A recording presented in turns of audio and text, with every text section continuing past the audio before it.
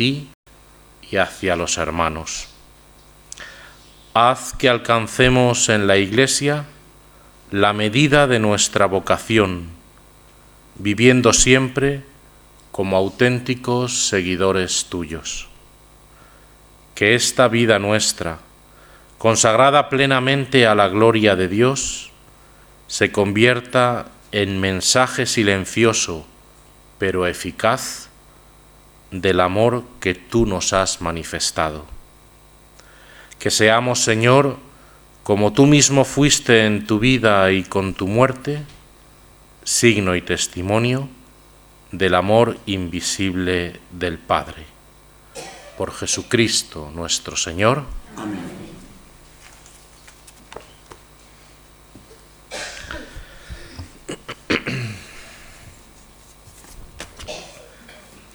Hace pocos días se ha celebrado un importante congreso de escuelas católicas que ha reunido a más de 2000 maestros, con una cierta polémica, por cierto, con las declaraciones de la ministra.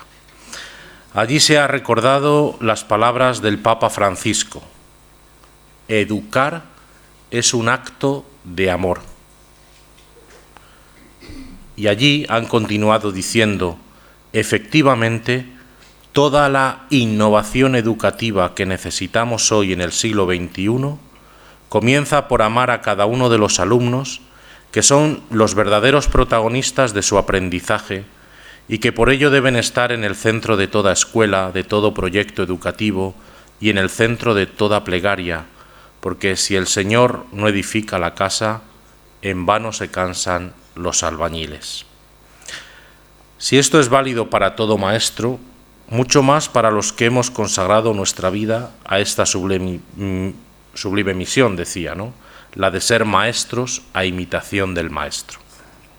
Bueno, parece que eso de la innovación suele ir muy unido a la educación y a todo el mundo de la escuela y la universidad, pero debemos abrir el horizonte y aplicarlo a toda la misión, por eso estamos esta tarde aquí. El mismo Papa recordaba en junio, en una carta al pueblo de Dios que peregrina en Alemania, que les decía así: sin la dimensión teologal en las diversas innovaciones y propuestas que se realicen, repetiremos aquello mismo que hoy está impidiendo a la comunidad eclesial anunciar el amor misericordioso del Señor. La manera que se tenga para asumir la situación actual será determinante de los frutos que posteriormente se desarrollarán.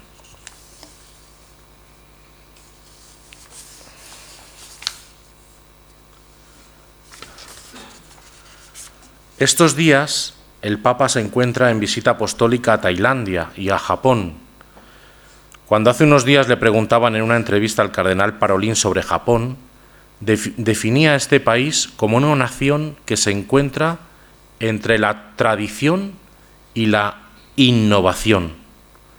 Y decía así: los temas y los retos que se presentan significa que ha de afrontarlos en un país que se encuentra entre la tradición y la innovación y que debe hacer frente, como todo el mundo, a estos retos globales que también requieren respuestas globales.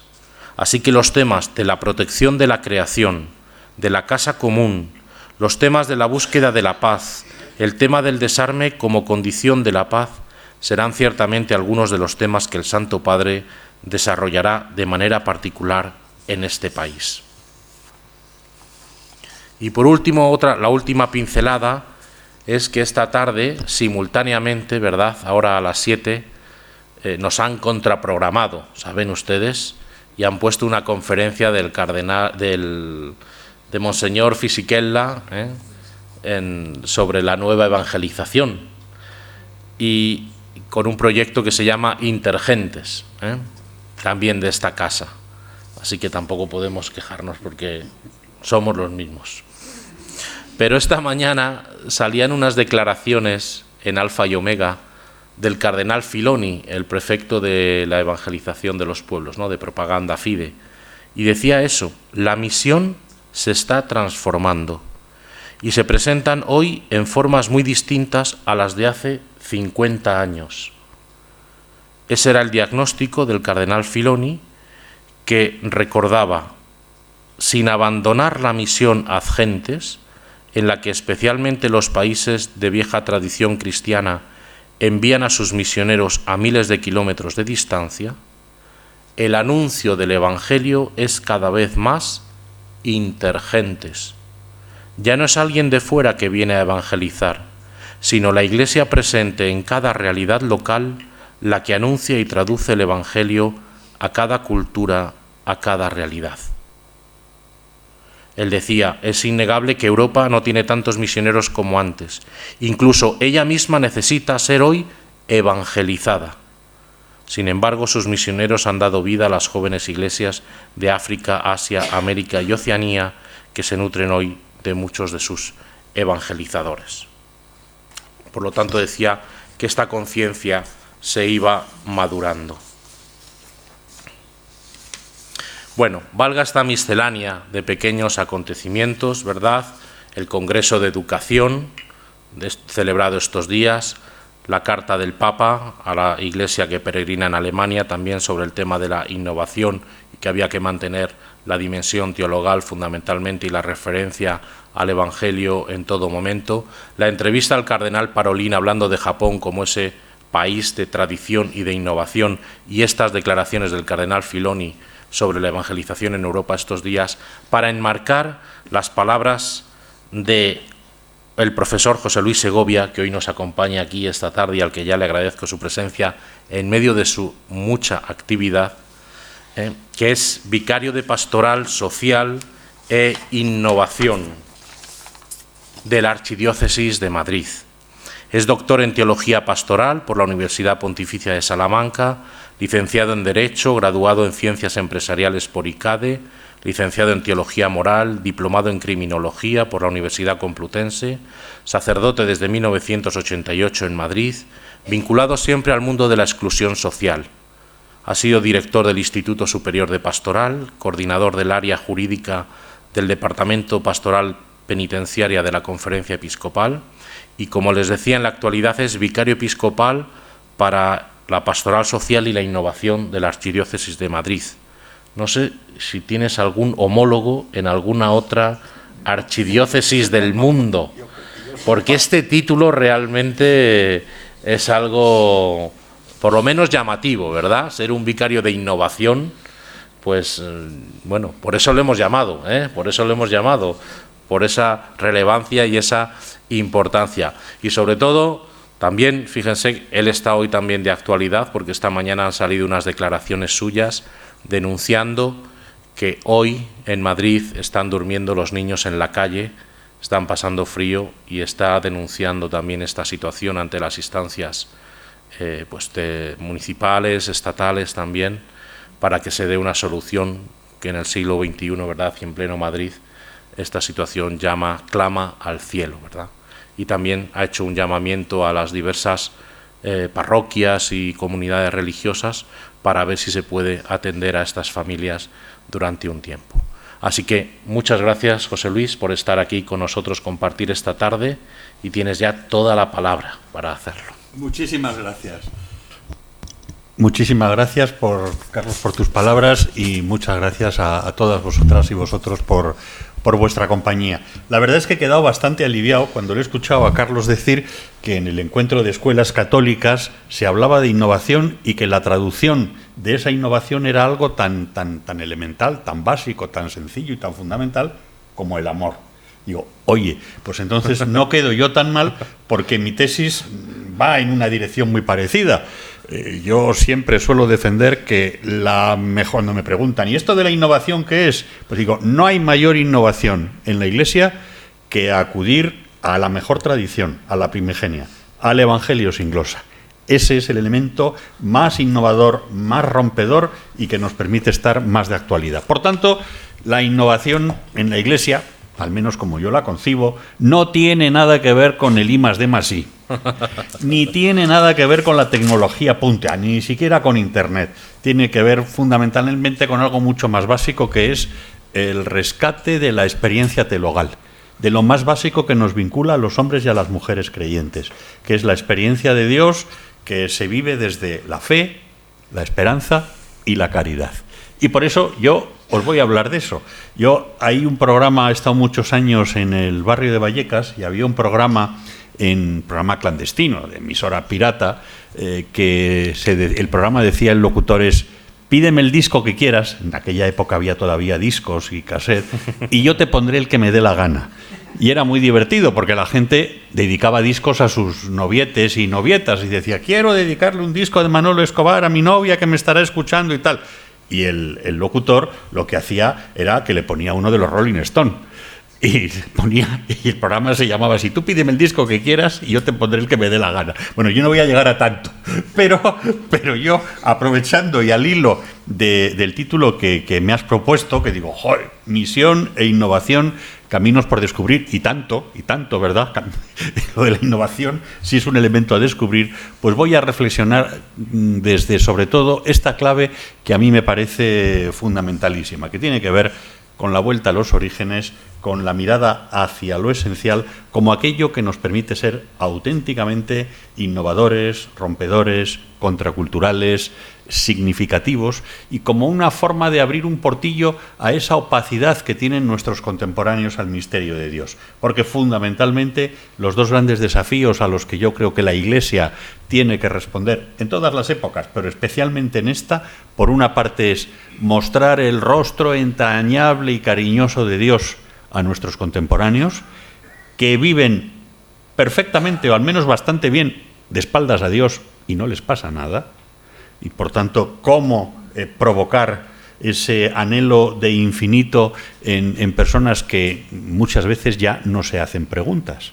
Entonces vamos con una respuesta cuando no ha habido preguntas. Bueno, pues cómo suscitar ese anhelo de infinito, cómo romper esos muros que distancian de la experiencia de Dios a nuestros contemporáneos que están instalados en la finitud y en la contingencia, sin demasiados problemas, porque no parece que las personas creyentes seamos personas lustrosas, alegres, contentas, que vamos siempre estiradas, y los no creyentes enseguida los reconocemos a distancia por la calle porque van, hundidos, deprimidos, con mala cara, mustios. Pues no, así a simple vista no sabríamos distinguirlo. Bueno, por tanto, digo, el desafío primero es hacer visible a Dios en un mundo que vive de espaldas a Él. Y el segundo, y en esto me parece que consiste toda la innovación, al menos la que me toca a mí, por la parte que me toca, como yo entiendo el ministerio que me toca en este momento acompañar en la Iglesia. Uno es el desafío de Dios y otro es el desafío de la experiencia más universal que tenemos todos los seres humanos. ¿Sabéis cuál es la más universal de todas las experiencias? Aquello en lo que coincidimos absolutamente todos, de derechas, de izquierdas, creyentes, no creyentes, incluso más que en la experiencia de Dios, porque hay quien no la tiene, o por lo menos eso parece desde fuera. Es la lucha contra aquello que nos hace sufrir, contra el sufrimiento, sobre todo contra la forma más inasumible de sufrimiento, que es el que provoca la injusticia. Hay un dolor de muelas, pues nos ha tocado un dolor de muelas, nos joroba, vamos a ver qué.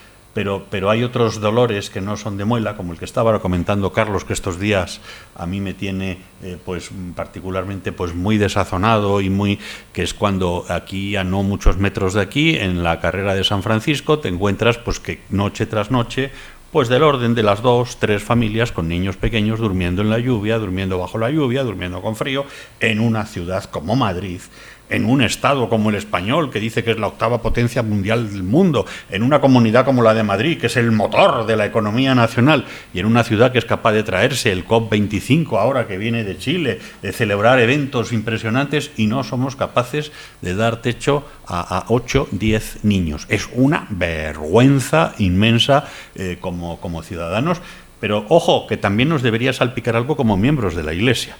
Porque la pregunta es si estamos haciendo lo suficiente para mostrar el rostro amoroso de Dios, desafío primero, y si estamos haciendo lo suficiente para aliviar el sufrimiento ajeno, desafío segundo. Bueno, pues de estas dos cosas, hilvanándolas con la experiencia de lo teologal, con la fe, con la esperanza y la caridad, es con las que voy a compartir pues unas reflexiones un poco que son más a modo de ensayo, es un compartir fraterno.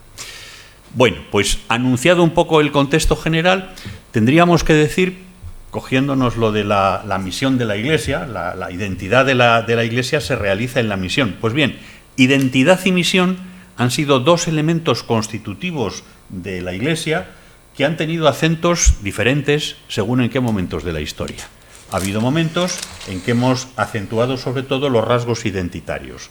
Cuando afirmamos los rasgos identitarios, eso tiene una ventaja y es que sabemos perfectamente quiénes somos, no tenemos ningún problema de que se diluya nuestra identidad, pero tiene también el inconveniente de que los humanos generalmente, cuando nos fijamos en aquello que nos identifica, tendemos a generar cierta brecha con aquel que no participa de mi misma identidad. Es el problema de todos los ismos excluyentes, incluidos los nacionalismos, ¿no? Cuando acentúo mucho quién soy yo, lo suelo hacer contra los demás. Y eso tiene el inconveniente de que me distancia. La misión es el otro polo de la identidad de la Iglesia, pues tiene la dinámica contraria. La misión lo que busca es el encuentro con el otro, el anuncio del Evangelio, el tratar de utilizar el lenguaje que el otro utiliza, el procurar buscar canales de comunicación que me hagan inteligible el discurso, el buscar métodos, bueno, el renovarme profundamente. La ventaja es que incorpora con facilidad al otro y el inconveniente es que si lo llevamos al extremo puedo llegar a adaptarme tantísimo a mi interlocutor que al final no acabe yo sabiendo quién soy. Bueno, por tanto, parece que lo que tenemos que hacer y lo más innovador sería rescatar estas dos dimensiones de la Iglesia, la dimensión identitaria, porque si no la Iglesia no es la Iglesia de Jesús, y evidentemente somos la Iglesia de Jesús, la depositaria de su Evangelio, pero es una Iglesia que no se quiere para sí misma, encerrada en sí misma, replegada en su identidad, de como si fuera un fortín. Pero tampoco se quiere una Iglesia diluida en el mundo, diluida en la misión, que pierda la garra, la capacidad profética, aquello que bebe de su propia identidad. Por tanto, lo innovador, desde mi punto de vista, consiste en una síntesis en estos dos elementos que se han acentuado según en qué momentos de la historia de una manera o de otra. Pues creo que hay que rescatar a los dos. Tenemos que rescatar nuestra identidad y, por tanto, que los demás perciban quiénes somos y qué es lo que nos mueve. En este momento de opacidad hacia lo religioso, a mí sí me parece que es importante los rasgos identitarios. En otros momentos el simple testimonio era elocuente. Yo creo que ahora el simple testimonio que no lleve un plus de elementos identitarios se pierde. Ya a la gente más joven pues dice, uy, mira, qué persona más sublime, más generosa, más no sé cuánto. Pero como vivimos en una cultura de los flashes, de los impactos momentáneos, del emotivismo, pues qué majete eres, adiós muy buenas, y borrado. Es decir, yo creo que en este momento, bueno, pues lo identitario no podemos dejarlo de lado. Es necesario que nuestras acciones tengan ese rasgo de dónde beben, de dónde vienen y a dónde van. Lo mismo se diga de la misión. Ha habido momentos en que nos hemos estado mirando continuamente muy al interior de nosotros mismos. El Papa hoy nos invita a la misión con una expresión que ya se ha hecho pues muy casi un tópico, que es la Iglesia en salida. Esta mañana comentaba yo, hablando de esto de la situación de las personas refugiadas y de las familias, decía, no, si en este momento digo, mira, yo ahí le corregiría hasta un poco al Papa, atreviéndome. Digo, no, si en esta realidad no consiste en que salgamos, es algo mucho más sencillo, es que dejemos entrar. Es decir, si no tenemos que salir a ningún sitio, simplemente es dejar entrar. Y de hecho, las comunidades parroquiales que han apostado por durante un mes, que es la fórmula que tenemos, acoger a personas refugiadas, les han dejado entrar en sus espacios, en sus iglesias, están contentísimas porque ha vivificado, rejuvenecido, ha alentado y hecho además visible y significativo que lo que se está viviendo ahí es el Evangelio. Porque se da la identidad, la Iglesia de Jesús, el grupo creyente que reza, que celebra, y por otra parte la misión, el encuentro, que más que salir, en algunos casos es, como decía, exclusivamente dejar entrar. Otra idea que quiero compartir con todos vosotros. Bueno, pues yo creo que lo más innovador en este momento efectivamente es volver a lo esencial. Y lo esencial de nuestra fe es lo teologal. Y yo me gusta mucho esa palabra y me suelo distanciar de lo teológico. Yo prefiero hablar de lo teologal, porque lo teologal nos remite a la identidad de Dios y a la experiencia y al eco que ese Dios suscita en nuestra propia vida a través de la fe, de la esperanza y de la caridad. Y lo teológico corre el riesgo de ser un constructo que inevitablemente tiene también algunos presupuestos ideológicos, porque es la forma de elaborar un discurso, pero nos enredamos y a mí me parece que hay que dejarse de enredos, y porque si no es legítimo que haya distintas teologías. Y es absolutamente legítimo. Pero yo cada vez más me aburren soberanamente las disputas eclesiásticas. Yo que he sido un chico un poco silvestre, que no he estado nunca en el que es, yo he ido a Bailén, al arzobispado, cuando me han hecho vicario. No había ido nunca antes, o sea, pero así. Entonces, pues, yo he estado a gustísimo. La verdad es que no me faltaba de nada antes, pues porque estaba viviendo la misión en una parroquia de barrio, en la cárcel, con la gente que está en la calle, compartiendo en muchos momentos la vida con muchachos y muchachas con problemas de droga, de prostitución, y disfrutando del reino de Dios, que se pasea en zapatillas por las periferias, más que por el centro, porque hay al lado del Palacio Real y la catedral, pues sí, queda muy bonito, pero la verdad, uno respira más oxígeno en otros espacios.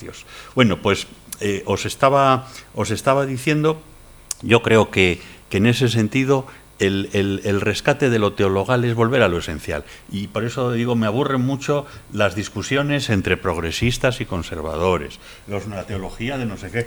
Ay, por Dios, yo eso ya me cansa muchísimo. Es decir, vamos a volver a lo fundamental. Vamos a volver al Evangelio. Y luego cada uno que se coja la teología que quiera. Yo siempre digo, mira, cada uno que quite los clavos a los crucificados en el sentido que quiera. Unos se empeñan en decir que la forma más correcta de quitar los clavos a los crucificados es quitarlos a derechas. Pues muy bien, que lo hagan a derechas. Otros, por el contrario, sostienen con no menos tesón, intensidad y pasión que se desclava mejor a izquierdas. Pues muy bien, desclaven a izquierdas. Es decir, lo importante es ponernos a los pies de los crucificados y bajarlos de sus cruces. Y luego, si de vez en cuando paramos y somos inteligentes, pues igual compartimos y decimos, mira, pues resulta que yo lo hago a derechas o a izquierdas, pero he descubierto que con un tironcito de vez en cuando y metiendo aquí los alicates acabamos antes. Pues genial, aprendo de quien hace las cosas de manera distinta a la mía. Y esa debiera ser la riqueza inmensa de la Iglesia, que somos uno para que el mundo crea. Y que por tanto somos diversos, diferentes, con pluralidad de carismas, y los carismas, lo digo así, con expresiones que se me entiende perfectamente, poco teológicas, yo creo que muy teologales. Los carismas tienen siempre, y vosotras aquí, y vosotros, sois la vida religiosa, que evidentemente implica carismas diferenciados, pero no se nos olvide que los carismas suponen dos cosas siempre. Por una parte, es un regalo, es un don del Espíritu, pero no para la propia congregación, para toda la Iglesia. Para toda la Iglesia. Eso es como los santos. Los santos no son vuestros de cada congregación. Los santos son patrimonio universal y desde luego patrimonio de toda la Iglesia. Por tanto, el carisma supone un don. Pero luego también hay que tener presente, y esto nos cuesta más trabajo, que además de un don supone una pedrada. Repito, una pedrada. Sí, quiero decir que los carismas nos marcan, nos dan una sensibilidad que tiene mucho de regalo, pero también tiene su pedrada. Me explico, para quien no me haya entendido. Las personas tenemos cualidades y defectos. Bueno, pues no. En las personas nuestra cualidad es nuestro defecto. Si yo soy una persona muy constante, muy disciplinada, muy organizada, seguro que al mismo tiempo soy una persona excesivamente rígida y a veces insufrible para los demás porque soy don perfecto. No sé si me explico. Mi cualidad es mi defecto. Y por el contrario, si soy simpatiquísimo, estoy siempre no sé qué, pues igual soy un poquito relajado a la hora de mis responsabilidades y me tienen que recordar de vez en cuando que no me deje las cosas por hacer. ¿Me explico? Las personas no tenemos cualidades y defectos, sino que nuestra cualidad es nuestro defecto y el Señor nos ha hecho de esa manera unitaria para que nos podamos complementar todos. Y en la Iglesia pasa lo mismo. Tenemos nuestro carisma y nuestro carisma es el don que nos ha dado el Espíritu Santo y nuestra pedrada.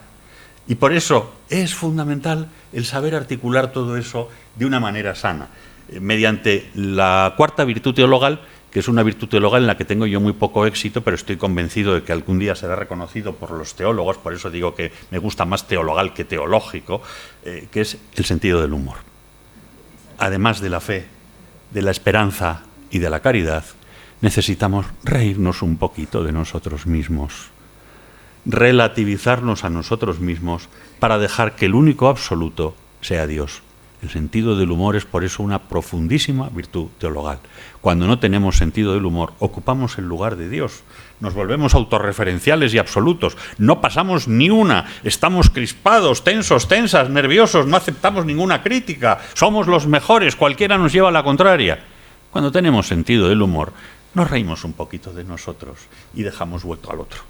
En el fondo, el humor es una virtud teologal imponente, innovadora, súper innovadora. Fijaros si soy innovador, que os estoy proponiendo nuevas virtudes teologales, o al menos una. Esto es el colmo, no lo oiréis en ningún sitio, ni en la de Fisicaela ni en ningún otro sitio. Venid aquí, que vamos a ver nuevas virtudes teologales. Vamos a cambiar el dogma de la Iglesia. Bueno, pues efectivamente el humor nos permite que al relativizar nuestro yo, emerja el tú. Todos tenemos un yo personal e institucional, porque cuando digo yo, es el mío, el de mi congregación, el de mi instituto, de mi sociedad de vida apostólica, o el de la Iglesia diocesana, me da lo mismo. Cuando el yo que siempre es expansivo y tiende a hacerse cada vez más grande, impide que surja el tú. Por el contrario, si pongo esa virtud teologal que propongo, que es el sentido del humor, que tiene que ver mucho también con la humildad, pues, oye, un yo más pequeñito permite que surja un tú. Ya nos podemos hablar. ¿No os pasa a veces, en comunidad y fuera de comunidad, que hay algunos hermanas y hermanas que es que no escuchan nada? Si es que solo hablan ellos o ellas. Es y ya puedes decir lo que quieras, que no se ha enterado de nada. Porque está tan en sí mismado, en sí mismada, que no hay forma. Y generalmente esa persona no tiene sentido del humor. Haced la prueba. Veréis como quien nota no tiene sentido del humor porque no se relativiza. El humor permite que surja el tú. El humor permite construir el nosotros colectivo, esos vínculos que nos permiten hablar en primera persona plural. Y en último término, y no menos importante, el sentido del humor, esa virtud teologal innovadora que os propongo, nos posibilita que emerja, sobre todo con toda su fuerza, él con mayúsculas. Es decir, el sentido del humor es imprescindible para dejarle hueco a Dios. Por eso no es ninguna casualidad, a ver si lo digo bien, ese dicho que se dice, un santo triste es un triste santo, ¿no? Pues claro. Es decir, que la santidad, incluidos los santos que dice el Papa Francisco de la puerta de al lado, pues necesariamente son personas con sentido del humor. Sentido del humor que no es frivolidad en absoluto. Sentido del humor que es compatible con las lágrimas, con la impotencia, con el sufrimiento, pero que significa que yo no soy el ombligo del mundo, ni la referencia última de todo. Y que con la fe, la esperanza y la caridad, ese sentido del humor que propongo bebe de Dios, es sobrevolado por la ternura y el humor de Dios, y en último término descansa también en Dios. Y aparece en la Escritura con mucha frecuencia, y Carlos nos ha leído precisamente un trocito que es parte del sentido del humor de Dios. Si el Señor no construye la casa, en vano trabajan. Y al final acaba diciendo, Dios lo da a sus amigos, ¿sabéis cuándo?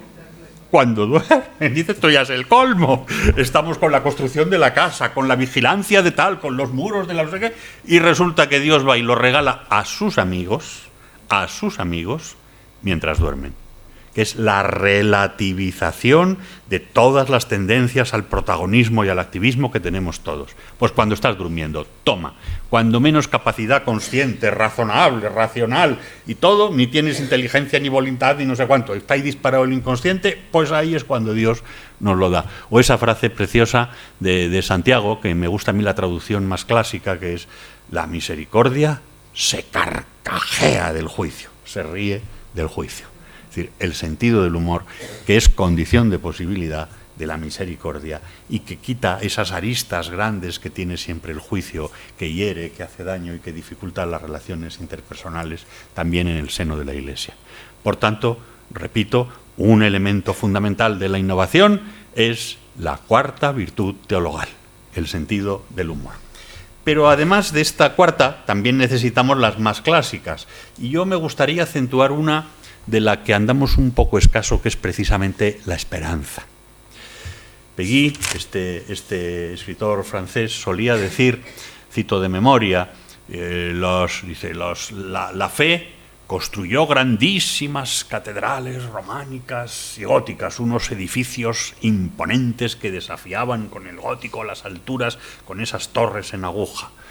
La caridad ha hecho grandes hospicios, hospitales, asilos. Dice, pero ¿y la esperanza? Pues la esperanza no ha construido nada, pero sin la esperanza el mundo sería un inmenso cementerio, ¿no? Es decir, la esperanza es lo que permite mantener ese calorcillo vital que nos ayuda a seguir caminando, incluso cuando no encontramos razones para ello. Y por eso me quería dedicar a la esperanza como un elemento que necesitamos para innovar, en ese sentido que estoy defendiendo, para volver a la pasión de los orígenes, a ese amor primero, a ese evangelio sin glosa, que es lo que estamos llamados a continuar todos y cada uno de nosotros. Y en ese sentido quiero destacar cómo la esperanza debe ser distinguida de un mal sucedáneo muy frecuente también entre nosotros los creyentes, el optimismo. Optimismo no es esperanza. El optimismo es un mal sucedáneo de la esperanza. La esperanza auténtica, y esto a lo mejor os chirría, pero yo cada vez lo tengo más claro, la esperanza auténtica como virtud innovadora que nos permite mantenernos frente a todo tempestades, es aquella que se produce en ausencia de señales, en los estados de máxima aridez. Es virtud que surge en el éxodo, en el exilio, en el destierro, cuando no aparece ninguna razón para esperar cambio alguno. Ahí es donde brota desnuda la esperanza. Y ahí es donde la esperanza nos remite a su autor y a su fuente, que es Dios mismo. Vamos a ver si me explico. Podríamos tener razones para el optimismo si el informe FOESA, que vamos a presentar en la diócesis la semana que viene, pues nos hubiera dicho, mira, los indicadores de desempleo, de cohesión de las familias están creciendo, cada vez las familias están más cohesionadas, cada vez vivimos más en una sociedad repleta de valores, nuestros jóvenes y niños enseguida son porosos y permeables a los valores de la solidaridad y de la fraternidad, estamos construyendo una sociedad sin competitividad, ha disminuido las tasas de desempleo, el Producto Interior Bruto crece, pero la renta per cápita está también subiendo porque hay una distribución de riqueza y el índice de Gini cada vez es más pequeño porque tenemos unas tasas de igualdad cada vez mejores. Eso sería optimismo, porque el optimismo se fundamenta en indicadores, en datos objetivos, en signos. Y a veces, sobre todo a partir del concilio con lo de los signos de los tiempos, hemos hecho una lectura, desde mi punto de vista, un poco perversa, porque enseguida estamos tratando de detectar cuáles son los signos de los tiempos, cuáles son las señales a través de las cuales nos habla nuestro Dios para que de esa manera quedemos confirmados en nuestro camino. Y no caemos en la cuenta que Dios habla muchas veces a través del silencio. Y que no saber contagiar eso está a veces en el origen de un sector al menos de gente que no es creyente, porque hemos contagiado tanto que Dios habla a través de signos y señales que cuando nuestros contemporáneos no se las encuentran dicen, no hay señales, no hay signos de Dios, Dios no existe. Y si existe, no es necesario para nada. Puedo vivir perfectamente de espaldas a Dios, que no hace signos, señales, y si las hace, desde luego, pues yo no me entero. Pues no. Nuestro Dios y la experiencia de nuestro Dios, que vivimos con el sentido del humor innovador, es capaz de mantenerse en ausencia de señales. Y esa es la gracia. Que nosotros y nosotras seguimos esperando, seguimos teniendo esa experiencia de Dios, aunque no haya absolutamente ningún indicador que nos estimule para ello. Digo porque estamos en tiempos áridos, pero nos van a venir todavía mucho más. Y o nos preparamos para ser capaces de mantener la fe, la alegría y el humor en ausencia de señales para el optimismo, o nos vamos a dar un batacazo enorme. De alguna manera, de esto hablaba ya el Papa Benedicto XVI en su encíclica Spe Salvi, cuando él lo decía de otra manera, mucho más rigurosa y más sensata que la mía. Él hablaba de la gran esperanza, que es Dios mismo, y las pequeñas esperanzas, que serían aquellos elementos, él no lo dice así, pero que el optimismo serían aquellos elementos que nos permiten, oye, y que yo no niego la necesidad que tenemos a veces de pequeños guiños, de pequeños momentos de Monte Tabor para poder continuar, si no esto sería absolutamente irrespirable. Pero lo que quiero destacar, sobre todo, es que tenemos que ser capaces de cuidar, cultivar, mantener la esperanza en ausencia absoluta de señales. Y además, combatiendo aquello que es lo más contrario a la fe, que es otra virtud teologal. Hoy diríamos, ¿y qué es la fe? Pues quienes estudiábamos el catecismo, que ya tenemos unos años, fe es creer en lo que no se ve. Bueno, pues yo hoy también lo cambio. Así, estamos en plan innovador. Digo, ¿qué es la fe? Creer, o mejor dicho, seguir creyendo a pesar de lo que se ve. Es decir, hoy la fe no es creer lo que no se ve, eso es relativamente fácil.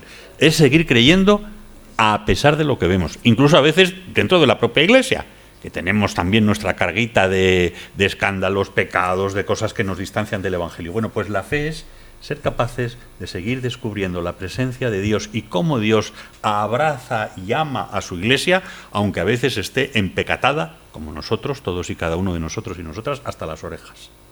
Esa es la gracia de la fe.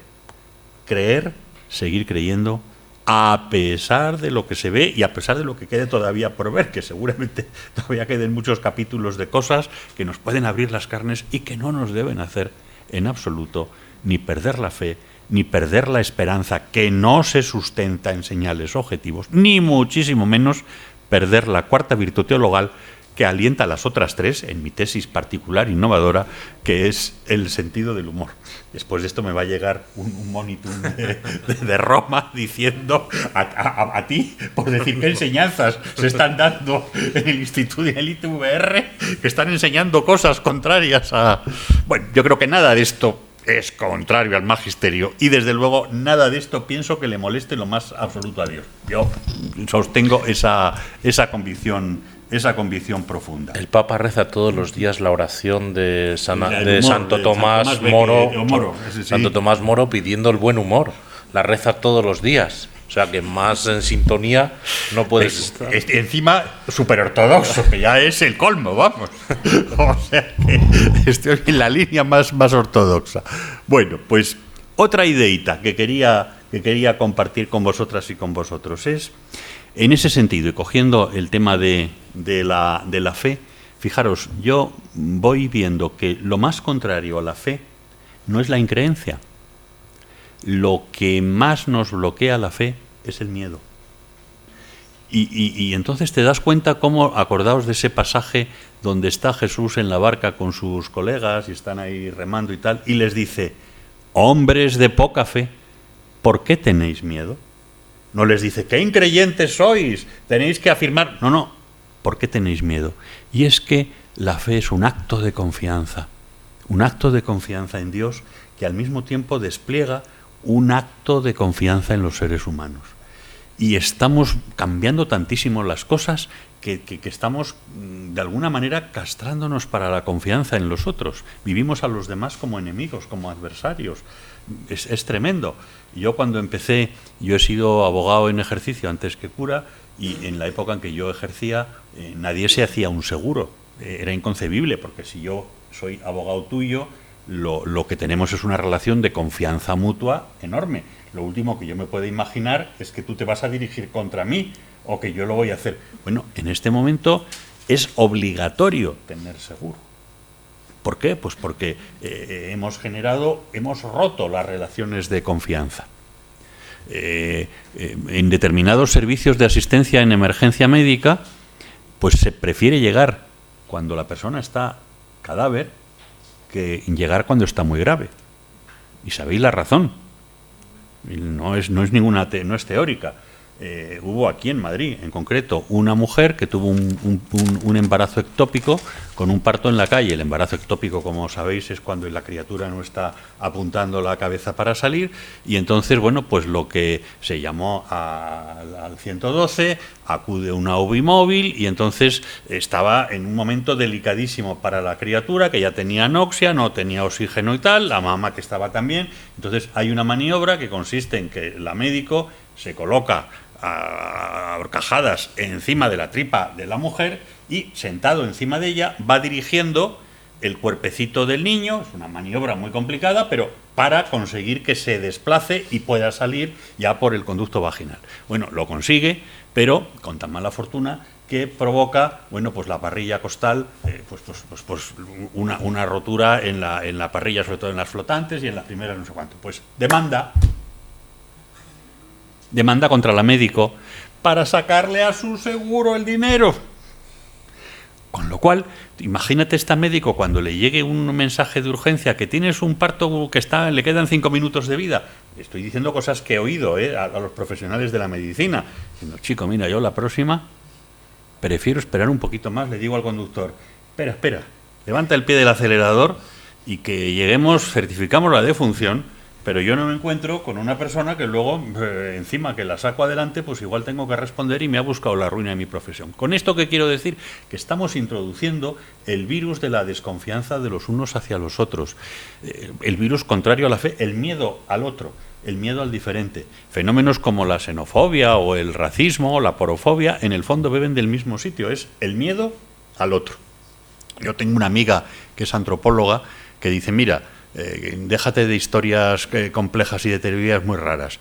De donde surge todo el sentimiento de rechazo al otro es del miedo a ser comidos. Digo, ¿qué? Dice que sí, que es así de sencillo. Y además, si caemos en la cuenta de que es eso, lo podemos desactivar. Si no caemos en la cuenta de que lo tenemos todos, no lo vamos a desactivar nunca. Dice, y todos tenemos un puntito de racistas. Todos tenemos un puntito de miedo al diferente. Dice, y lo malo no es tenerlo, sino no caer en la cuenta de que lo tienes. Los blancos hacia los negros hacia los blancos, los policías hacia los ladrones hacia los policías. Dice, pues si es que es...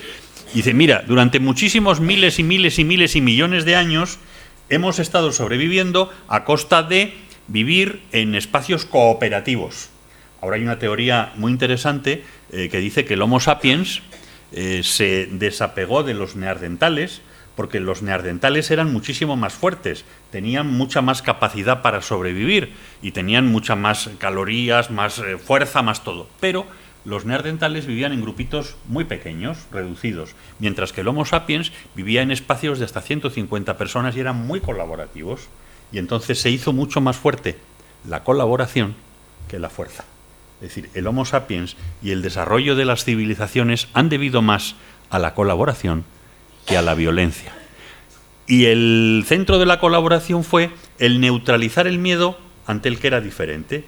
¿Y qué ocurría? Pues que cuando venía un neandertal se comía, literalmente, al Homo sapiens. Y esto hemos estado así miles y miles de años diciendo, uy, si me bajo de los árboles o salgo de la cueva, va a venir el oso y me va a devorar. Con lo cual, el que no tenga los rasgos parecidos a los míos es enemigo, el miedo a ser comido. Por eso, para neutralizar los miedos, primero hay que identificarlos. Yo preguntaba esta mañana a un periodista con todo el tema este de los... ¿Y qué decimos a la gente que está diciendo que es que nos... Bueno, pues primero identificar los miedos, no demonizarlos. Yo creo que primero hay que reconocer que hay un miedo, hay que ponerle nombre, hay que identificarlo y hay que tratar de explicarlo, pero no demonizarlo. Uy, es que tenemos miedo a los extranjeros porque nos quitan el trabajo y porque nos van a no sé qué. Bueno, vamos a reconocer ese miedo. Y ahora vamos a analizar el mercado de trabajo y ahora vamos a ver si ese dato es correcto o no es correcto. Pero no demonicemos el miedo sin darle una salida. No sé si me explico. Porque a mí el descalificar al otro, es decir, tiene miedo, pues ya está, pues es fascista, es no sé qué y es no sé cuánto. Pues muy bien, me he quedado muy a gusto, pero no he logrado desactivarlo. Por eso, lo más contrario a la fe es precisamente el miedo.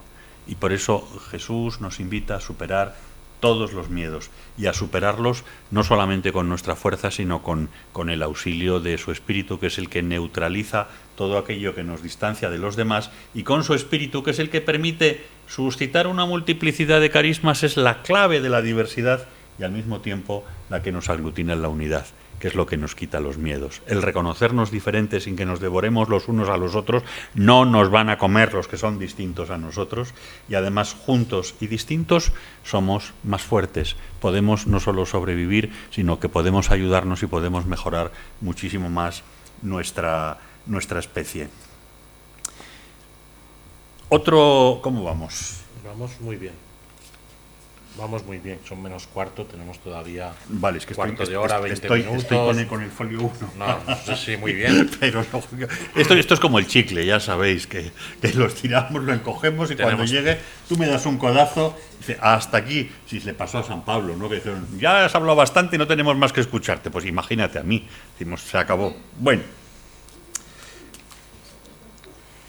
Volviendo a la esperanza y recuperando el tema del esperar en ausencia de señales, ahora introduzco otra variable innovadora que es la referencia de lo teologal de la esperanza al mundo del sufrimiento y de los pobres. Y recupero, seguro que conocéis el mensaje precioso, los mensajes, porque son todos muy bonitos, de las jornadas mundiales de los pobres que ha hecho cada año el Papa Francisco, ¿no? Y tenemos el último. A propósito, hago un momento publicitario que igual no sé si entra en conflicto con otras cosas, pero como yo tenía una en conflicto con Visiquera, pues ahora digo, el sábado tenemos en la diócesis el cierre de lo que está siendo la semana, más que la jornada que fue el 17, la semana de los pobres, y tendremos en el seminario todo el día pues actividades diversas con mesas redondas y tal sobre cuestiones de pobreza y exclusión, y a las 7 de la tarde del sábado el cardenal presidirá la celebración de la Eucaristía y luego tenemos un agapeo fraterno en el obispado pues con personas que participan en todos los proyectos. Fin de aquí hacemos a todo, fin de la cita, que decía Rajoy, del momento publicitario. Bueno, pues retomo.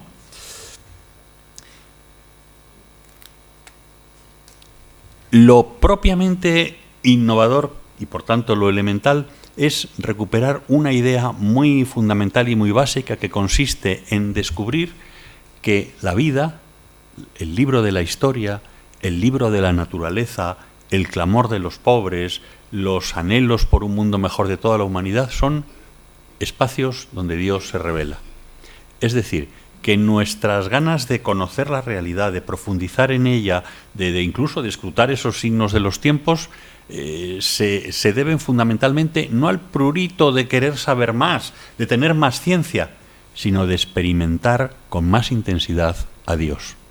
A mí esto me parece muy, muy importante. Es decir, los hombres y las mujeres creyentes queremos empaparnos de la realidad, conocerlas en profundidad, venimos a estudiar teología, a estudiar no sé cuántas cosas, no para ser más listos que nadie, ni para tener más ciencia, sino para poder experimentar más al Dios de la revelación cristiana, que es un Dios que siempre es encarnado en la historia, en el mundo, en la vida, que se refleja en la naturaleza, en el anhelo de los hombres y de las mujeres. Y por tanto, si estoy de espaldas a la vida, a la naturaleza, a la historia, al anhelo de lo mejor de los hombres y de las mujeres, al clamor de los pobres, podré ser muy religioso, muy religiosa, yo no lo voy a dudar, pero desde luego no estás en la experiencia del Dios cristiano. No sé si me explico, porque el Dios encarnado en Jesucristo es un Dios que tiene que ver con todo eso. Y por tanto, si queremos saber, si queremos analizar, si queremos estudiar, es precisamente para tener más experiencia de ese Dios y vivir la vida teologal con muchísima más intensidad. No es la búsqueda de la ciencia, ni la curiosidad siquiera, sino es el deseo de una experiencia más intensa, más apasionante, más planificante de ese Dios que se manifiesta en la vida, en la historia y en el clamor de los pobres. Otra idea más que añado innovadora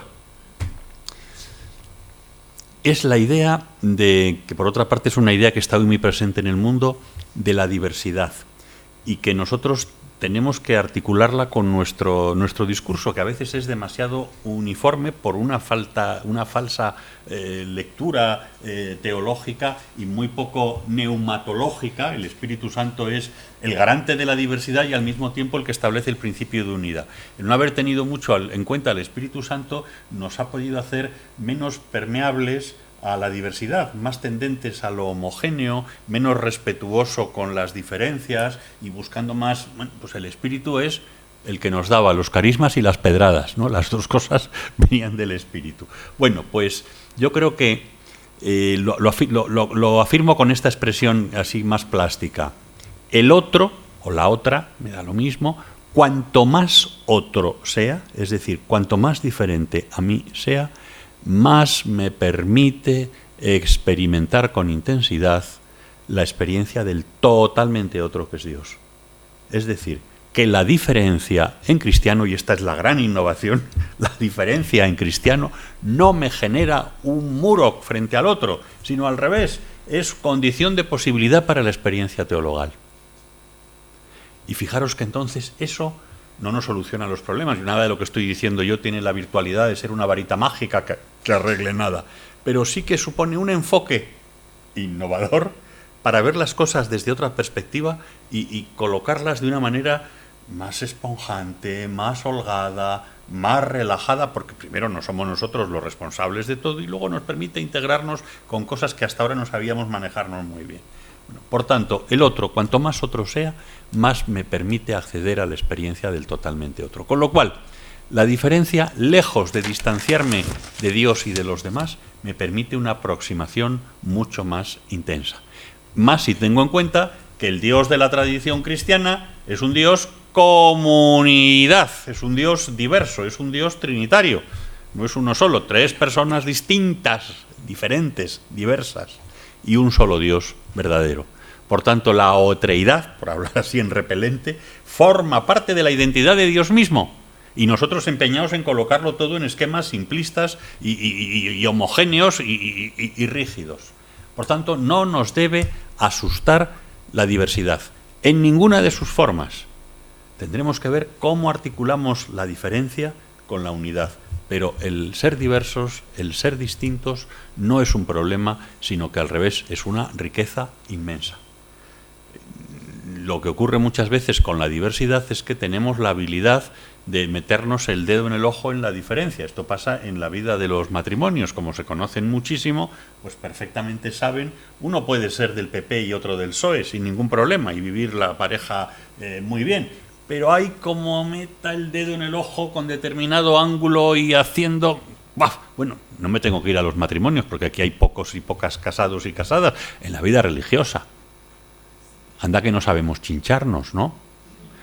Como queramos molestar un poquito, a veces es simplemente el ejercicio de poder, que no lo tiene solo el superior, ni el provincial, ni la general. No, el poder lo tenemos todos. El poder lo tenemos todos. Y el poder es precisamente algo que suele sofocar al otro y a la otra. Una cosa es el poder y otra es la autoridad. Hablo del poder como en el sentido más negativo. Y por tanto puede haber una hermana pues que mira, es muy tímida, muy poquita cosa, que no levanta nunca la voz, pero que sabe perfectamente en comunidad cómo torcer el hociquillo cuando se va a hacer alguna cosa. Pues es ejercicio de poder. Ya les ha amargado el día. Vamos a irnos hoy a pasar el día juntas a no sé qué y no sé cuántos. Vale. Y tuerce el hociquillo. Ya la hemos liado. Ejercicio de poder. Esa es diversidad, diferencia, que ejerce poder y por tanto que asfixia. La diferencia, la divergencia no tiene que darse con elementos perversos de poder. Entonces, al revés, eso permite abrazarnos unos a otros desde la diversidad. Y por eso el ser distintos y el ser diferentes no tiene por qué ser un problema. Es al revés, una enorme riqueza. Pero eso nos exige colocarnos en una posición distinta de la que solemos tener, de desconfianza hacia lo distinto, de tendencia a la uniformidad, no, decir, oye, vamos a ver cómo colocamos esto. Y esto nos exigirá también una reflexión teológica de muchísimas cosas y de largo alcance, pero eso no es ahora el tema de lo que estamos hablando, ¿no? Vuelvo a otra cosa innovadora.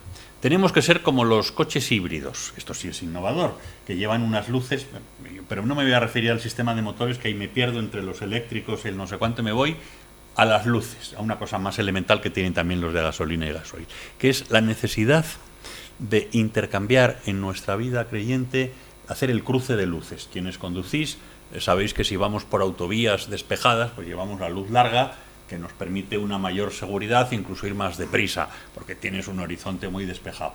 Y por el contrario, cuando vamos en carreteras pues de doble sentido y con mucho tráfico, pues hay que ir con las cortas y aunque esté lloviendo y haya una niebla inmensa, porque si no, no deslumbras a los demás. Bueno, pues la vida creyente yo creo que tiene que caracterizarse por un continuo ejercicio de cambio de luces.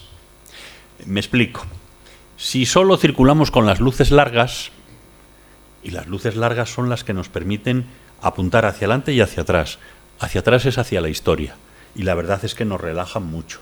Porque cuando vemos las urgencias del momento presente, yo estos días con lo de los niños, pues estoy que muerdo muchas veces, ¿no? Diciendo, coña, ¿cómo es posible que...? Y es que te sublevas y te enfadas y te no sé cuánto. Ahora, pones las largas y dices, caray, pues fíjate, tenemos desde hace muy poquitos años la Convención de los Derechos del Niño. Y entonces se la puedo tirar a la cabeza a todas las autoridades y hace 30 años no la tenía. Y hace 50 no, y hace 200 nada. Es decir, con las luces largas veo que la historia de la humanidad, por ejemplo, en el tema de los derechos del niño, ha ido avanzando muchísimo.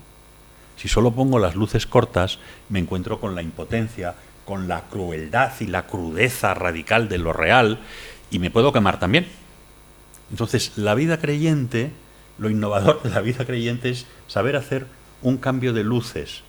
Primero, para no quedarme en las luces largas solo de la historia y de la proyección hasta el futuro y los novísimos y la vida eterna, que entonces podemos ir bien relajados, como tenemos el crono con la vida eterna, pues entonces no tenemos ningún problema, ni ninguna urgencia, ni ninguna prisa. Y podemos pasar al lado del sufrimiento ajeno, que ya Dios se ocupará en los últimos días. Pues muy bien. Bueno, pues eso sería una exageración. Pero también sería una exageración el utilizar solo las luces cortas y decir, no pongo la luz larga que me permite situar esto en un contexto más amplio, donde veo que a pesar de todos los pesares, bueno, pues mira, la historia de la salvación se va realizando en la intrahistoria del reloj. Y entonces, de una manera lentísima, a veces exasperadamente lenta, pero, caray, no estamos igual que hace 50 años, que hace 100, que 1500 o 10.500. Y, por ejemplo, quienes aquí que sois mayoría mujeres, pues ocurre lo mismo. Y pensad que hasta 1931 no podíais votar, que hasta 1982 teníais que tener la cuenta corriente abierta con el marido, que no se podía disponer. Hoy a cualquier chica joven le causa risa. Es verdad que seguimos viendo algunos desafíos. Pues la mujer no está suficientemente valorada dentro de la Iglesia. Pues sigue habiendo el tema terrible de la violencia contra la mujer. Hay desigualdades salariales que no se justifican de ninguna manera. Es verdad, la luz corta nos hace detectar las carencias, las urgencias, las necesidades. Y hay que poner luz corta para no pasar de largo ante el sufrimiento. La luz corta nos permite descubrir cuáles son los apaleados al borde del camino. Pero solo alternándolo con la luz larga lo colocamos debidamente, en mi opinión, para vivir con cierta sanidad y al mismo tiempo en una clave de historia de la salvación, algo que si no nos dejaría absolutamente desazonados, ácidos y tal. Si solo vemos los problemas, si nos ponemos solo las gafas de los problemas, aquí no hay quien viva. Si nos ponemos solo las lentillas del ahí me las den todas, pues aquí tampoco hay quien viva. Entonces, hace falta un equilibrio en ese juego de luces que se alienta de fe, de esperanza, de caridad. La caridad nos invita a responder a las urgencias, la esperanza nos pone las luces largas, la fe juega entre las dos y, en último término, entre medias, cuando ya no sabemos ni si agarrar la fe, la esperanza o la caridad, acudimos a la cuarta virtud, al sentido del humor, para acabar recolocando todo y, bueno, decir... Pues Dios mío, Dios lo da a sus amigos mientras duerme. Me voy a dormir porque ya no sé cómo colocarlo. Y entonces uno sabe que hasta durmiendo y abandonando por completo todas las tareas, están en las mejores manos. Y ya eso esponja bastante el corazón. Otro apuntito y voy concluyendo por dejaros un poquito de diálogo.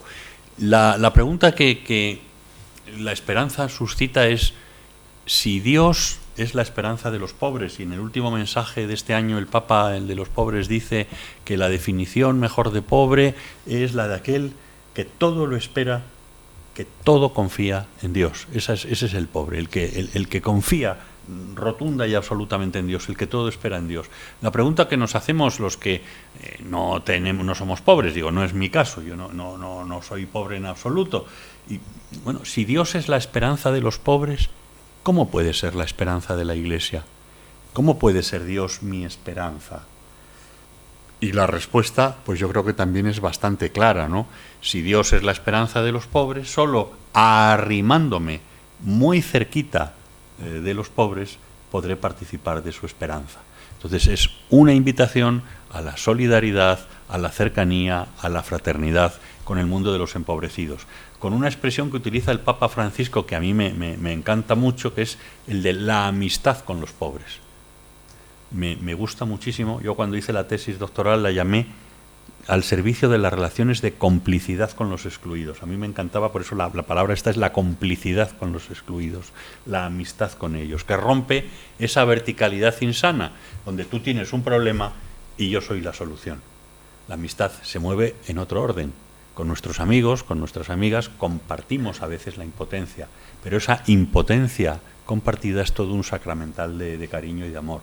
Cuando tenemos una desgracia familiar y estamos hundidos y hundidas en la miseria, el amigo de verdad, la amiga de verdad, no te dice nada, no te da una charla, se pone al lado, te pone la mano en el hombro o simplemente se te arrima, así como hacen los perrillos, porque tenemos también de perrillo bastante, y se te pone para que notes que está con el calorcito al lado. Entonces te roza como diciendo, que estoy aquí, que estoy contigo, que me importas, que me hago cargo de tu dolor. Fíjate la de cosas que dice un hombro que se pega al otro en un momento de sufrimiento y de tragedia, ¿no? Pues a eso se refiere el Papa con la expresión de la amistad, que más que dar cosas a los pobres es arrimarnos para que sientan nuestro calorcillo y para que nosotros sintamos el calorcillo de ellos.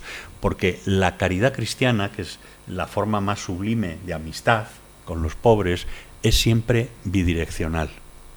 No es yo te doy, yo te hago, sino te doy y me das, hago y me haces. Porque en el fondo es la dinámica de lo teologal. Nosotros acogemos un amor primero, que es el amor de Dios, le devolvemos esa confianza y ese amor a través de la fe. Es una relación bidireccional. Pues con los pobres es también bidireccional. No se trata amar a los pobres, de amar a los pobres, sino tener la audacia de dejarme querer por ellos. La prueba del algodón de la verdadera caridad, de la verdadera amistad con los pobres, no es el quererlos, ni el hacer cosas por ellos, sino tener la audacia de dejarme querer por ellos. Cuando nos dejamos querer por ellos, cuando nos ponemos a tiro de su cariño, de su incondicionalidad y de su amor, eso produce locuras. Concluyo con un ejemplo clarísimo, además de la vida religiosa, que a mí me impresionó muchísimo, porque yo me maleducaron los hermanos maristas. Y entonces me refiero al suceso que aconteció hace ya 10-15 años en Ruanda, Zaire, con el hermano Julio y los hermanos que murieron asesinados en esa confrontación tan tremenda entre los hutus y los tutsis. Pues recuerdo, yo conocí a Julio, que, pues no sé si fueron los hutus o los tutsis, es lo de menos. Él, cuando explicaba en una carta a su padre, que llegó después de muerto, las razones por las que se habían quedado, cuando el superior general incluso les había dado permiso para retirarse porque entraban en una zona de altísimo riesgo, dijo, mira, no me voy, pero no por lo que yo quiero a los niños, sino por lo que los niños nos quieren a nosotros. Y cuenta que cuando estaban ya, habían decidido empacar las cosas, habían alquilado un Land Rover y habían metido todos los trebejos en el Land Rover para marcharse, salen todos los niños que habían colocado en las aldeas y tal, que tenían una especie de orfanato asistencial y tal, los habían colocado en toda la esta. Y cuando se marchan, vienen todos los niños a decirle adiós cuando están empacando las cosas. Y entonces la expresión literal de Julio fue, coño, nos quedamos.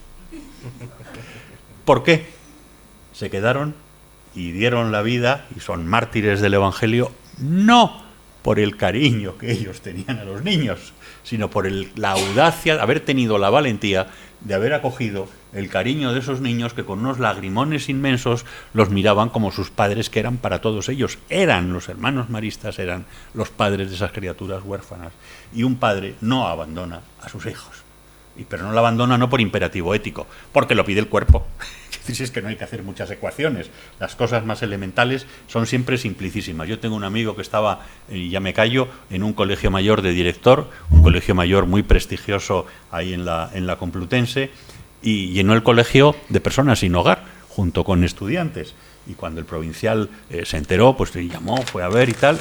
Y bueno, acabó diciendo, oye, pues mira, es que no puedo objetarte absolutamente nada. Dice, porque la ecuación que le planteó al provincial es decir, mira, es que esto es tan sencillo, aquí tengo personas sin hogar que están en la puerta y yo tengo aquí 5 camas libres.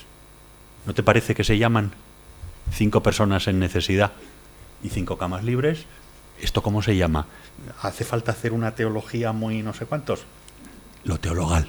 Por eso lo innovador es lo teologal, la simplicidad evangélica, la vuelta a los orígenes, al evangelio sin glosa. La mejor innovación es volver a la más originante tradición. Amén, Jesús.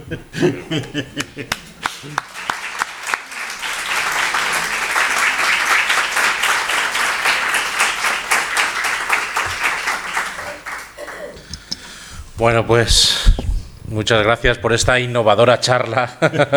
Con nuevas virtudes, y con muchas todo. innovaciones que quizá nos ha suscitado alguna, no sé, alguna impresión, algún comentario, alguna pregunta que le queramos hacer al profesor José Luis Segovia, quizá sobre algún aspecto que nos haya llamado la atención, algo que queramos recalcar quizá o...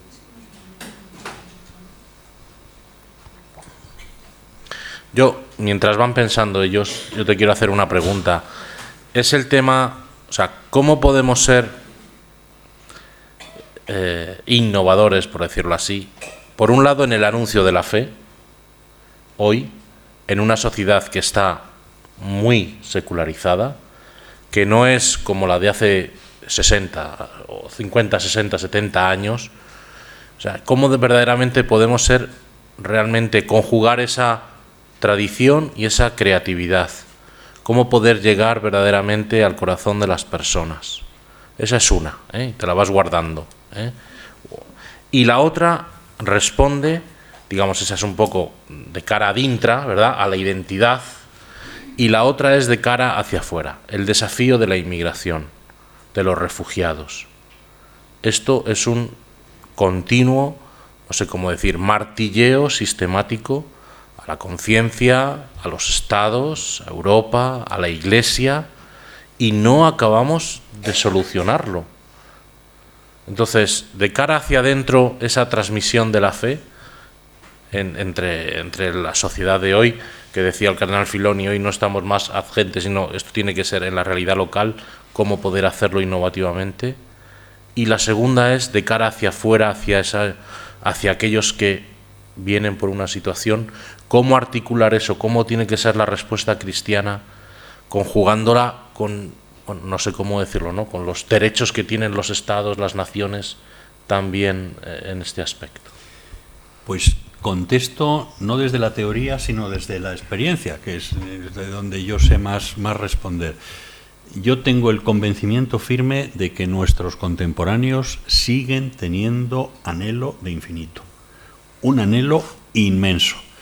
Lo que ocurre es que las personas tenemos necesidades, pero los satisfactores de esas necesidades van cambiando según el momento histórico, y los satisfactores institucionalizados del anhelo de infinito no son válidos en el mismo formato en este momento, pues porque hay una crisis generalizada de todo lo institucional.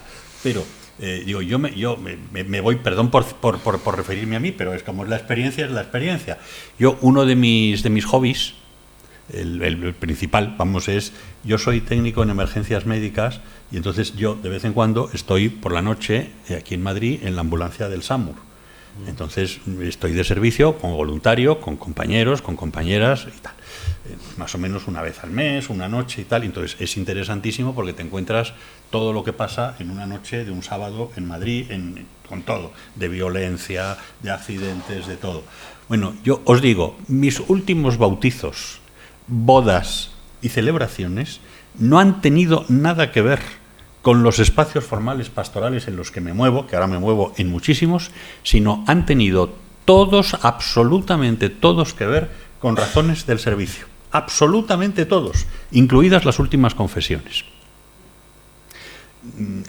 Digo, es un argumento que no puedo tabular, pero simplemente contrastar. Pues mira, pues porque has estado, y en eso quiero decir, hay espacios como son la enfermedad, el sufrimiento y la muerte, que siguen planteando preguntas enormes. Es verdad que nos morimos más tarde y eso difiere el proceso de hacerse preguntas, y entonces lo que antes se preguntaba uno a determinadas edades, ahora esto se pospone bastante. Pero digo, has intervenido en un accidente en la Castellana donde ha volcado un coche, y al volcar el coche, pues el niño que iba atrás resulta ha habido que sacarlo y el niño sale muerto. Y se queda, bueno, pues todo el personal que está en eso, pues machacado, porque salimos todos machacados y llorando y no sé cuánto. Y te vas a tomar un café con los policías, los bomberos, los sanitarios, que no sé qué. Y entonces surge pues la muerte, la vida, no sé qué, no sé cuánto, y te das cuenta de que la gente se sigue. Y en ese momento pues dices, mira, pues yo es que soy sacerdote. ¿Qué? Digo, por una parte, el romper los formatos institucionalizados en los que uno espera encontrarse con la fe, y es mostrar cómo bueno, pues las calles, las plazas, los montes, el mar, los lugares naturales para la evangelización de Jesús, hay que volverlos a rescatar. No son las iglesias, no son las iglesias, no son los espacios convencionales. Y por eso necesitamos, el Papa insiste muchísimo en lo de salida, diciendo, bueno, es que donde se juega la vida es en otros espacios. Y uno descubre, digo, insisto, no pretendo yo elevarlo a categoría, ni muchísimo menos, porque es mi pobre experiencia, pero es la mía, digo, no puedo dar otra. Bueno, pues la de veces que has tenido una historia de esas y te dice el compañero que llevas al lado, oye, pero tú eres cura, pero cura de verdad, de los que dicen misa, que sí, que sí, que sí. Bueno, ya en algunos casos digo, no, y además soy el vicario, entonces ya todavía se lía más, ¿no? Bueno, pues mira, yo es que me pasa esto, aquello, y tú me puedes confesar. Y digo, mira, pues ahora cuando estemos en un rato sin no sé qué, digo, la gracia pasa exactamente igual a través del chaleco fluorescente, el casco y no sé cuántos. Bueno, a mí eso me ha permitido el afirmar con toda rotundidad, es decir, yo soy tremendamente optimista, porque esto se basa en indicadores de que nuestros contemporáneos y la gente joven se sigue haciendo preguntas. Lo que pasa es que las preguntas tienen que ver más con las situaciones límite. Y entonces, en ese sentido, la presencia de la Iglesia en los espacios de situaciones límites es una presencia que tendríamos que cuidar muchísimo. Conozco algunas, por ejemplo, las cárceles. Por ejemplo, los hospitales, justamente los lugares donde hay experiencias límites, donde la gente se sigue haciendo preguntas y donde el encontrar formas de iglesia que de alguna manera descoloquen por la cercanía, por el no sé cuántos y tal, ayudan muchísimo. Y luego hay un porcentaje de población que está sin experiencias límites y absolutamente instalada en la contingencia, y con la cual yo particularmente digo, no habría tampoco que estar permanentemente angustiado con ellos. Ya lo descubrirán en su momento, que es que no van, que hay cosas que no encajan. Es decir, si existe una autosuficiencia enorme, además una instalación en esa autosuficiencia grandísima, y no hay experiencias de límite y no hay necesidad de no sé cuánto, pues tú vete y llama 50 veces y anuncia el Evangelio todo lo que quieras. Entonces, a lo mejor resulta que tenemos que hacer estrategias, modificar un poquito ciertos empeños en determinados ámbitos en los que no vamos a conseguir absolutamente nada, porque no son nada porosos a la evangelización, y desplazarnos más hacia lugares de sufrimiento, de experiencia de límite, y donde en todo caso la Iglesia es vivida con coherencia, y esa coherencia acaba provocando siempre el acceso al misterio. Porque la no coherencia o el no vernos suficientemente coherentes nos pasan esa prueba del algodón primera, que es más racional, y eso a veces veta el misterio de Dios. Vaya, no, yo honestamente no sé contestar. Lo que sí afirmo, digo con toda pasión, es que me encuentro que en espacios absolutamente informales y donde menos te lo esperas, la gente tiene anhelo de infinito. Y que una respuesta no institucionalizada o en un formato que tal posibilita luego a este policía o a este bombero o a este sanitario, y mira, pues vente, que estoy en el centro pastoral de Fontarrón y hablamos y no sé qué. Pero ya hemos entrado por otro espacio distinto, porque él jamás se habría acercado a una iglesia. Jamás, absolutamente jamás. Bueno, pues si la gente no viene a la iglesia, vamos a estar esperando en la puerta diciendo, anda, como veo yo a muchos compañeros, es que hace 10 años hacíamos 100 partidas de bautismo y ahora ninguna. ¿Y qué haces? ¿Sigues esperando en la puerta quejándote de, ay, qué mal, que no viene nadie? ¿Y por qué tienen que venir? ¿Y por qué tienen que venir si ya no estamos en una cultura de cristiandad?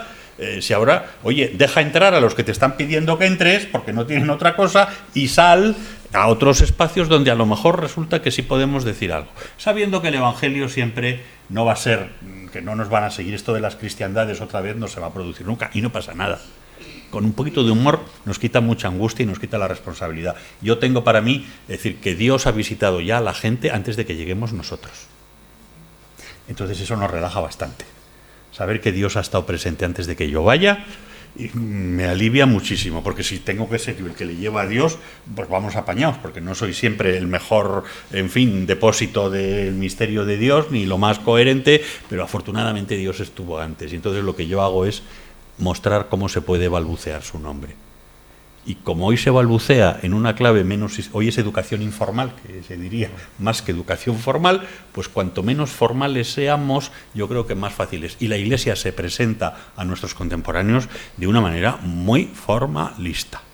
Digo, yo soy converso, por eso hablo con esta libertad, porque yo me he enterado de lo que era una parroquia cuando me destinaron a ella. Y yo no he seguido el ciclo de niño que está en la catequesis de no sé qué, con la familia. Mi familia no quería que yo fuera cura y yo no he estado en catequesis nunca y me he enterado de lo que era una parroquia cuando me adjudicaron una y me he ido aprendiendo. Y bueno, pues la verdad, es decir, que tenemos formas y presencias muy institucionalizadas, muy aburridas. Es decir, que no generan capacidad de seducción y luego nos andamos con unos rollos y unas tonterías dentro y dices, bueno, vamos, si yo hubiera sabido la de tontunas que hay ahora, había salido corriendo antes. Es decir, vamos a sanearnos un poquito, vamos a darnos un poco de sentido del humor, a simplificar todo lo que se pueda y eso será al mismo tiempo, pues eso, pequeñas fraternidades, espacios sencillos, simples. A mí no me asusta nada que nos vengan tiempos recios, que tengamos menos medios, que seamos más pobres, que nos quiten cosas incluso. Pero yo siempre he dicho, y esto sonará una barbaridad, y ya me despides y no vuelvo a venir nunca jamás, que yo canonizaría a Mendizábal.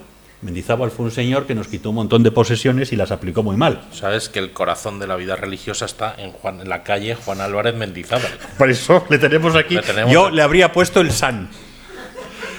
Pero no porque lo hiciera muy bien, que no fue ni correcto ni legítimo y además fue un desastre lo que hizo después con los bienes. Pero, ¿os imagináis dónde estaríamos hoy si tuviéramos todo el patrimonio que teníamos entonces? Estaríamos administrando patrimonio. Por eso los dos males de piedra, y ya me callo, que amenazan a la vida religiosa y a la Iglesia son, por una parte, el mal de piedra, que es el que nos preocupen muchísimo las piedras y se nos olvide el sentido que tienen las piedras para las que a veces no tenemos bichitos para ocupar, porque estamos con las piedras y gestionando patrimonio y gestionando historias, y el secuestro de los carismas. Es decir, que la significatividad profunda de los carismas se pierda porque nos acabemos comportando como empresas de servicios. No sé si me explico. Servicios educativos, servicios sanitarios, servicios sociales, sin la fuerza radical, audaz y significativa del carisma. Y lo de los inmigrantes... Sí, en una cosa muy... O sea, una respuesta un poco breve del tema de... Sí. O sea, inmigración, refugiados, menas, ayuda en origen, por ejemplo. Sí, en eso... ¿La Iglesia qué palabra tiene que decir? La que dice, es decir, y resumidísimamente y en un minuto, yo creo que en eso la enseñanza social de la Iglesia, la doctrina social de la Iglesia es una avanzada impresionante en cuanto a radiografía de realidad. Lo que afirma la enseñanza social de la Iglesia es básicamente, lo digo en 4 afirmaciones rotundas. 1, la inmigración y los desplazamientos son un elemento constitutivo de lo humano. Por tanto, es un fenómeno estructural que ahora vemos con más no sé qué, pero que ha existido siempre y seguirá existiendo durante los siglos de los siglos. Y en la aldea global, con abaratamiento de los costes de los transportes y con un universo cultural cada vez más homogéneo, más. Por tanto, nos guste o no nos guste, tenemos inmigración y desplazamientos para rato, porque lo hemos tenido siempre. Segundo, es importantísimo empezar por el primer derecho fundamental, y es el derecho a no tener que emigrar. O sea, no podemos perder la ayuda humanitaria que podamos prestar en este momento, que me está tocando a mí organizar y tal, no nos puede hacer olvidar que hay que reivindicar con intensidad el derecho a no tener que desplazarse. Es decir, que las personas puedan vivir en origen con las condiciones de vida. Estoy pensando Venezuela, pues que estamos con unos flujos de cientos de miles de personas, pues porque hay un régimen no solo totalitario, corrupto, profundamente corrupto y sin vergüenza, ¿no? Bueno, pues evidentemente la comunidad internacional tiene también una responsabilidad en eso. Nadie tiene por qué verse obligado a salir de su país porque tenga un régimen corrupto, porque se esté produciendo el cambio climático por una sobreexplotación del suelo o por la razón que sea, o por violencia o persecución religiosa. Tercero, lo que la Iglesia nos plantea es que es necesario que hagamos rutas seguras para que los flujos de migraciones sean flujos regulares, ordenados y seguros. Nadie puede apostar por un modelo que consiste en que la gente se juegue la vida en una patera. Los movimientos de población tienen que ser regulados por el derecho como todo lo humano. Es necesario que haya distribución de las personas que van a llegar, pues en distintos sitios en función de las posibilidades. Es decir, es un fenómeno que hay que regular, que hay que normativizar, pero hay que normativizar y regular desde el respeto absoluto a la dignidad de la persona humana y teniendo en cuenta el bien común de la entera familia humana. Por tanto, que es el bien común también de las personas que tienen que desplazarse. Y tercero, hay que poner en valor la práctica de la hospitalidad, porque además se cumple eso de la Carta de los Hebreos. Algunos, sin saberlo, hospedaron ángeles. Las comunidades cristianas que en este momento están acogiendo a personas y tal, esa es la experiencia gozosísima. Hasta los hijos de las familias que están, no de las acogidas, sino de las acogedoras, que se habían separado de la Iglesia, pero que hablan idiomas, que son universitarios, se han vuelto a incorporar a la comunidad cristiana, pues para hacer de intérpretes, para ayudar a no sé cuánto. Es decir, nosotros no estamos haciendo mucho por los pobres y por los inmigrantes, pero ellos están haciendo muchísimo por nosotros.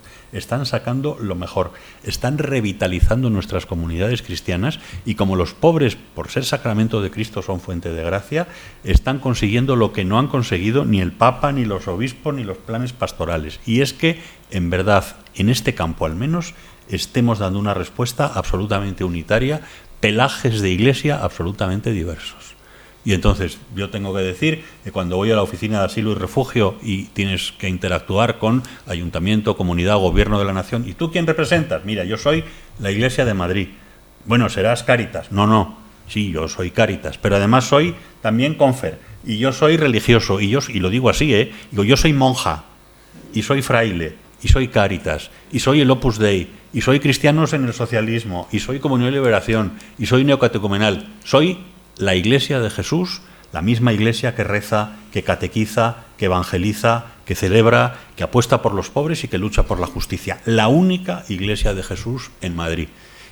Eso lo están consiguiendo los pobres. Yo no había conocido esa capacidad para aglutinar cosas tan diferentes como pueda ser San Carlos Borromeo, por una parte, y el Opus Dei, conjuntados para el uno poner una cosa, el otro poner otra, ir dando respuestas, pues porque cuando nos arrimamos a la cruz y a los crucificados, que es el lugar natural de donde surge la Iglesia, ahí está tu madre, ahí está tu hijo, el lugar natural de donde surge la Iglesia es los pies de la cruz, los pies del crucificado, los pies de los dolientes, y cuando estamos ahí se cumple sin ningún esfuerzo ser uno para que el mundo crea.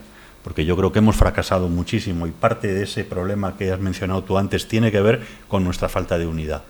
Yo no me apunto a un negocio en el que están los dos o tres pegándose y dándose tortas poniéndose a parir.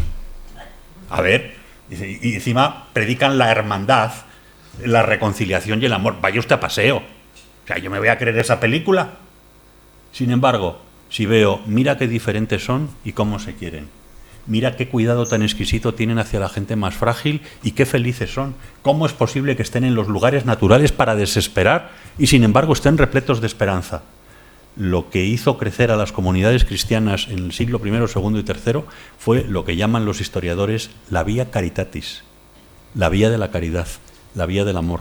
Los únicos que enterraban a las personas que epidemias de peste en el siglo II y en el siglo III mediados eran los cristianos. Esos tales cristianos que entierran, decía un historiador, no solo a sus muertos, sino a los muertos ajenos, que acogen en sus familias no solo a los hijos de la comunidad cristiana, sino a los hijos de los paganos, que cuidan con primor no solo a sus mayores, sino a los mayores de los paganos. Y aunque ellos fracasaron, quienes hicieron eso fracasaron, murieron muchos de ellos contagiados por la peste. En el fracaso más absoluto, la siguiente generación empezó a preguntarse, ¿y qué movía a mi padre adoptivo, a mi abuela, a mi no sé qué, a hacer estos gestos tan sublimes. ¿Y quién es ese tal Jesús? Y provocó un movimiento de acercamiento que nosotros no vamos a ver, pero nuestros hijos y nuestros nietos, estoy seguro de que sí, si nosotros hoy hacemos lo que hicieron los primeros cristianos, vivir con toda pasión lo teologal y utilizar como vía privilegiada de evangelización la vía de la caridad.